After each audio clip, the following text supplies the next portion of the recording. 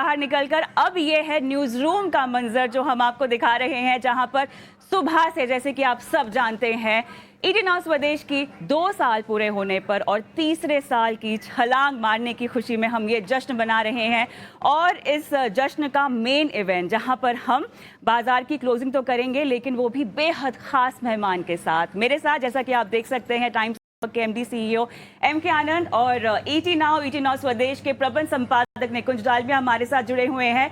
अक्सर बाजार को लेकर इन सबसे बात होती है, लेकिन आज हम बात करेंगे इनसे स्वदेश के बारे में, भारत की तरक्की के बारे में, लेकिन ये सब कुछ होगा बाजार की क्लोजिंग के बाद। और चलिए, यहाँ पर मेरे ख्याल से काउंटडाउन भी शुरू हो चुका है मार्केट क्लोज का, और मेरे साथ न्यूज रूम में तमाम लोग भी हैं।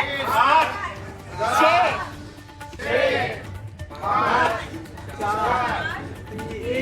चलिए सर। और बाजार बंद हो चुका है, और बाजार के जितने भी लेवल्स हैं, इस पर हम आगे विश्लेषण करेंगे और आपको बताएंगे कि आने वाले दिनों में आपको क्या रणनीति बनानी चाहिए। लेकिन जैसा कि मैंने कहा कि आगाज हो चुका है 89 स्वदेश के एनिवर्सरी के सेलिब्रेशन का, इसी को आगे बढ़ाते हैं और कुछ रूबरू होते हैं हमारे साथ जो 2 मेहमान हैं और जो इतने खूबसूरत लोग हैं न्यूज रूम में। आनंद सर, आपके पास आऊंगी क्योंकि बहुत जरूरी है आपसे ये जानना कि न सिर्फ स्वदेश को कैसे देखते हैं, लेकिन उससे भी ज्यादा जिस तरह से हम भारत की तरक्की की उड़ान देख रहे हैं और एक नए अध्याय की ओर भारत बढ़ रहा है, जहां पर आत्मविश्वास भरपूर है, आत्मनिर्भरता से सराबोर है भारत। इस नए अध्याय में आप स्वदेश की भूमिका और भारत को उसकी नई भूमिका के तौर पर कैसे देखते हैं? मैं ये कहूँगा कि भारत जो है अप्रैल में विश्व का सबसे बड़ा पॉपुलेशन का जनसंख्या वाला देश हो चुका है। हजारों साल से चीन ये पोजीशन पे था और इसके आगे हमें दिखता है कि अगले हजारों साल तक शायद इंडिया ही रहेगा उस पर, बिकॉज हमारा जो पॉपुलेशन रेट ऑफ ग्रोथ है अगले कुछ दशकों तक, हम अगले 30-40 साल में तो चीन से काफ़ी आगे ही रहेगा और वो नंबर आगे रहेगा। दूसरी बात ये, तो हमारा अभी 140 करोड़ जनता है। दूसरी बात यह है कि हमारा पर कैपिटा कंजम्पशन जो है, पर कैपिटा जीडीपी जो बोलते हैं, जो एक बहुत इंपॉर्टेंट मेजर होता है, वो हम अभी $2,500 पे हैं, जो बहुत ही कम है। विश्व के एवरेज के हिसाब से ये कम से कम और 5 गुना बढ़ सकता है कि एवरेज आने को।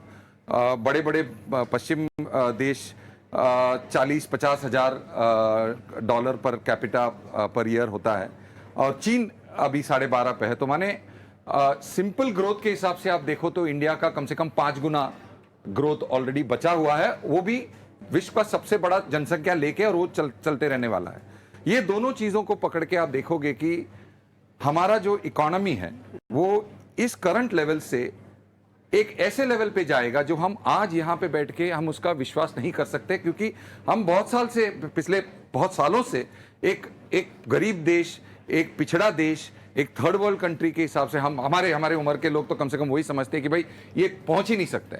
पिछले कुछ सालों से, पिछले कुछ लिबरलाइजेशन के बाद और पिछले 20 साल से अब हम देख रहे हैं कि ये ग्रोथ जो है वो बढ़ते बढ़ते आज हम ये लेवल पे आ गए हैं कि मुझे तो लगता है 2030 में हमारा आर्थिक व्यवस्था, हमारा स्टॉक मार्केट, ये सब हम खुद उसको भरोसा नहीं कर पाएंगे, विश्वास नहीं कर पाएंगे, उस लेवल पे पहुंच जाएंगे।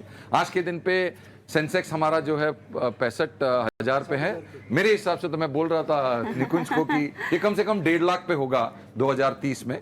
निकुंज अपनी मतलब वो एक्सपर्ट है, मैं तो मतलब एक एक्सुबरेंस से बात कर रहा हूं। हम देख ही रहे हैं जी, 1.5 लाख तक जाएगा। आप देखिए ना, मतलब वर्ल्ड में आप यूएस इकोनॉमी, यूएस में उनके लोग जो है 55% of the population stock market में उनका कुछ ना कुछ निवेश रहता है। अब चीन जैसे कंट्री में मेरे ख्याल से 12-13 है। भारत अब तक सिर्फ 2% पे है। बिल्कुल 2%। और हमारे लोग अभी भी हम रियल एस्टेट में पैसे डालते हैं, या अभी भी लोग फिक्स डिपॉजिट की बात करते हैं। मैं अभी भी देखता हूँ एड्स आते हैं बैंकों का कि 8%, 9%। और लोग पेंशन स्कीम्स में आज भी गोल्ड, प्रॉपर्टी और बैंक डिपॉजिट्स की ओर ज्यादा उनका मतलब ये रहता है। हमारा इंश्योरेंस वर्ल्ड के हिसाब से काफी कम है। ये स्टॉक मार्केट का जो उपयोग करना जो है वो एक फैड नहीं है, वो एक या बहुत पैसे बनाने का जरिया नहीं है, वो एक रिक्वायरमेंट है। आप काम करते हो, आप नौकरी करते हो, आप धंधा करते हो, आप प्रॉफिट करते हो, आप थोड़ा सेविंग करते हो, वो सेविंग को आपको ऐसे जगह पे रखना है जो इन्फ्लेशन को बीट करेगा, जो ग्रोथ देगा आपको, और वो सबसे बड़ा मैकेनिज्म स्टॉक मार्केट है। उसमें आज के दिन पे 98% हमारे देशवासी इसके अंदर हाथ ही नहीं डाले हैं, और ये 2% पे हम 65,000 पे हैं, और वो 2 का अगर 5 भी होता है तो मैं बोल रहा हूँ 1.5 लाख का होगा, और नॉर्मल हिसाब से जाएगा इस कंट्री का अगले 10 साल के अंदर तो ये भी जाना है ना, 12-15% पे तो यही जाएगा। तो ये सब आप मेजरमेंट्स देखोगे तो ये स्टॉक मार्केट तो ऐसे जगह पे जाएगा, और उसके लिए हमें ईटी नाउ, जो ईटी नाउ हमारा इंग्लिश चैनल है, जो इस मार्केट को इतने सालों से कवर कर रही है और हमारे इन्वेस्टर्स को एक सपोर्ट दे रही है, उसे हमको लगा कि ये एक लिमिट पे आके रुक जाएगा, बिकॉज देशवासी इंडियन लैंग्वेजेस में ही फाइनली वो लेवल पे जा रहा है। हमने हमारे जनरल न्यूज़ में भी देखा है कि हमने टाइम्स नाउ से टाइम्स नाउ नवभारत किया, उसी तरह हमको ये लगा कि ये इमीडिएटली इसका जो ईटी नाउ का जो संदेश है, उसका जो सर्विस है, वो ऑलरेडी मेरे ख्याल से 8 या 9 गुना बढ़ता है जब ये हिंदी में आता है। बट मेरे हिसाब से कम से कम 30-40 गुना होगा इंग्लिश का, क्योंकि हिंदी का बिजनेस न्यूज़ अभी हिंदी का जनरल न्यूज़ से काफ़ी कम है। मेरे हिसाब से लोगों को ये न्यूज़ चैनल्स को, सादा जनरल न्यूज़ हमारे नवभारत या दूसरे हमारे जो कॉम्पिटिटर चैनल है, उसी हिसाब से लोग ये चैनल देखेंगे, और वो एक हमारे लिए बिजनेस सिर्फ नहीं है, हमारा एक मुहिम है। ये हमारा ईटी नाउ में भी है ये कि राइज विथ इंडिया, इंडिया तो बढ़ ही रहा है, आप इंडिया के साथ बैठ जाओ तो इंडिया के साथ आप ऊपर जाओगे। उसी तरह से जब हमने स्वदेश लॉन्च किया था, नाम भी देखिए आप, स्वदेश बदलो बढ़ो देश के साथ, ये हमारा एक इम्पॉर्टेंट हमारा एक पर्पस रहा है, और वही पर्पस लेके हम 2 साल बहुत जल्दी निकला है।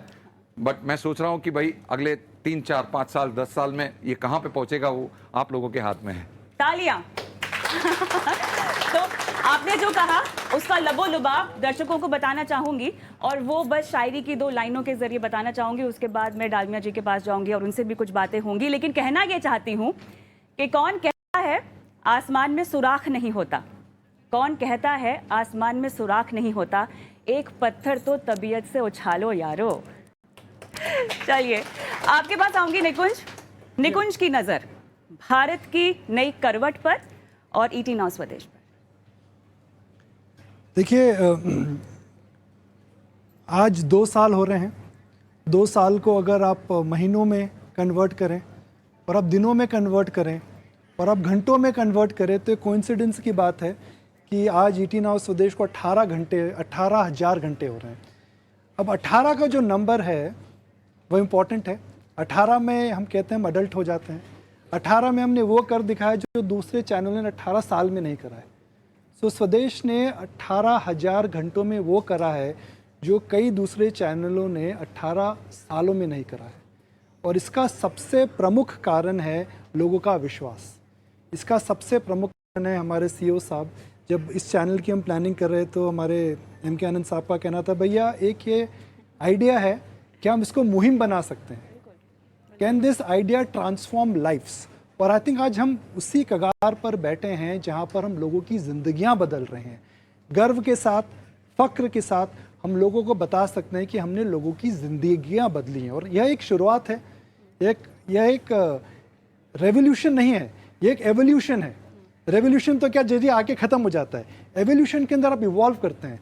So this is the future of India, this is the new India, this is the India where we are evolving, and we are very grateful to just about everybody. You know, the various teams have come together to make this impossible look easy.